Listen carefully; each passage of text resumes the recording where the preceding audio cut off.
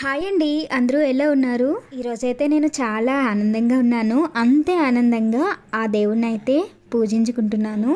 నేను ఈరోజు ఇంత హ్యాపీగా ఉండడానికి కారణం మీరే. నేను ఛానల్ స్టార్ట్ చేసింది 1 ఇయర్ బ్యాకే అయినా చాలా రోజుల వరకు వీడియోస్ ఏమీ అప్లోడ్ చేయలేదు. ఫ్యామిలీ సపోర్ట్తో మళ్ళీ స్టార్ట్ చేశాను. ఇప్పుడైతే 1K సబ్స్క్రైబర్స్తో ఒక మెట్ అయితే ఎక్కాను మీ వలన.